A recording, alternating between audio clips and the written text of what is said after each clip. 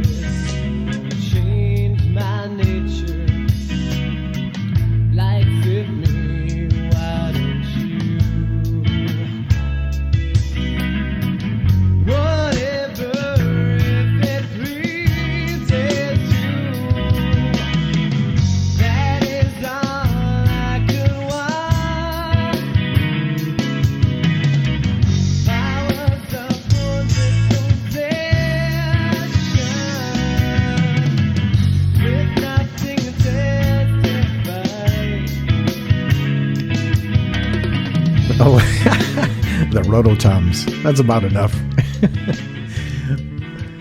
But again, the point is again, those are 16-year-old kids. First off, a 16-year-old songwriter kid, that person being me, who felt he had something to say, who wrote this crazy song. There are times I listen to this and I'm like, wow, man, I was like, I was kind of on the up and up. And there are times I listen to it, I'm like, oh, it's so bad. We've come so far. But I'd made mention also in that episode that at that age, I was taking full tilt like guitar solos, which was a little unusual, again, because we're talking about 1994. So 1994, you're like, dealing with grunge and then the start of the acoustic movement and such like that. So just for the sake of good measure, here's the guitar solo.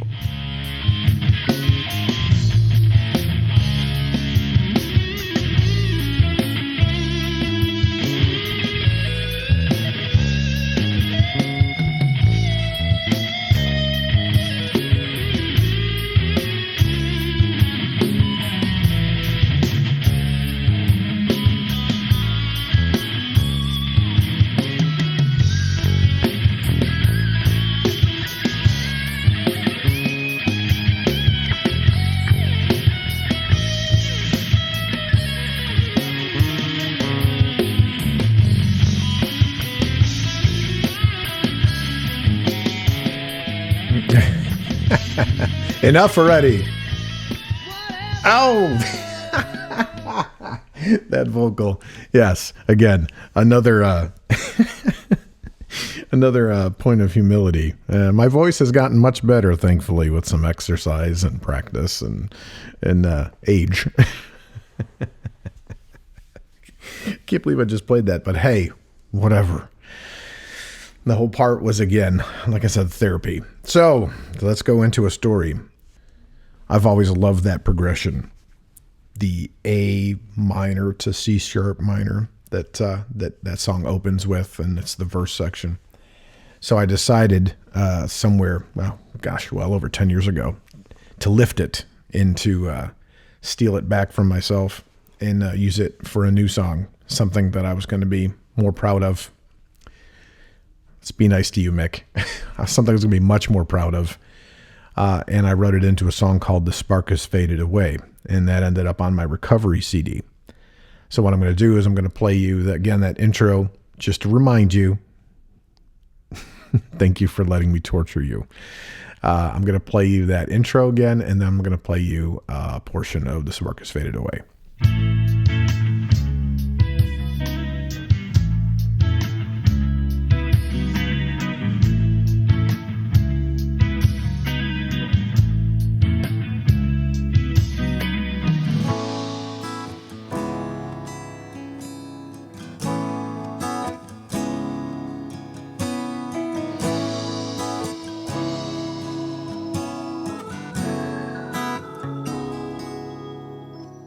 Tell you a story about tragic romance, and if it seems familiar to you, it's just coincidence.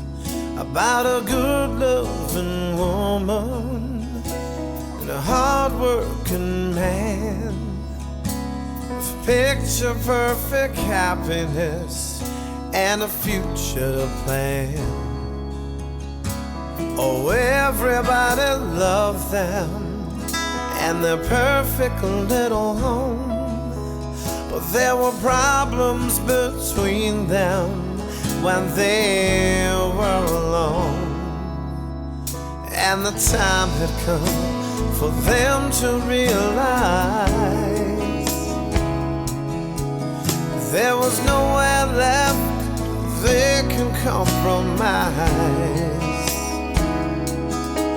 So much love for each other, but each fight leads to another, and the tears put out the spark in their eyes. I know that it's wrong to love this long and walk away.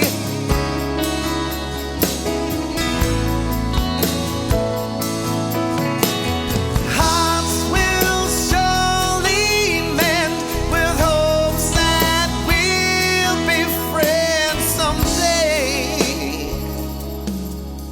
But the spark has faded away. There you have it. A much better sentiment. And the tears put out the spark in their eyes. Sad story. True story, too. All my songs are true stories. That was a breakup song, obviously. It's a breakup song about from that, I have a friend perspective. Like, I have a friend. And it's like, you're totally lying. You're talking about yourself. I love when they used to do that in movies years ago for comedic relief. And that's what that song is. The spark has faded away. So, which, by the way, featuring the late and great Jerry Livingston on bass. God rest his beautiful soul. Love to his darling wife. He's sorely missed. Sorely missed. He played on that whole album. And he played upright bass on Stay Here or Stay Gone. Just a phenomenal musician and an even better person. Okay, so there's almost 10 minutes of just nonsense. Kidding. I enjoyed that. I definitely had some good laughs. But I had made mention about my next high school band that I joined called New Fiction. And I told you that 4 of the guys in that band, myself included, were also in a barbershop quartet in our high school. And we used to open our sets sometimes, for lack of material, with songs from school, actually from jazz band and the quartet. And this is lifted from a live video. This is audio of I don't know if it's Goodbye My Coney Island Baby or Coney Island Baby. I can't remember now, and I totally could have looked that up. I'll tell you what, I'll look it up while you're listening. I'll get back to you on that. So this is New Fiction live. This is like 1990, maybe 96, 97.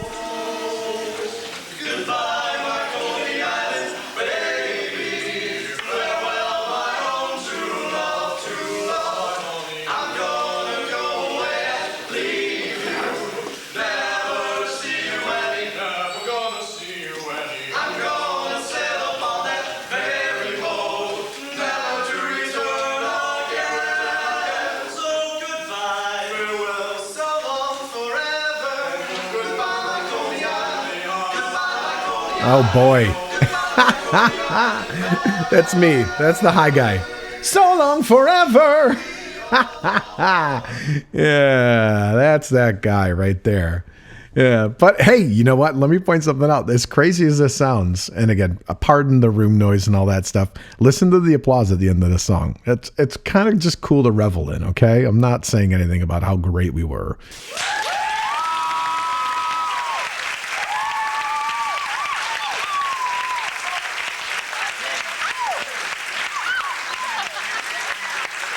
Yeah, that's the applause that you deserve. That's me applauding you for putting up with this craziness that I've been putting you through for the last couple of days.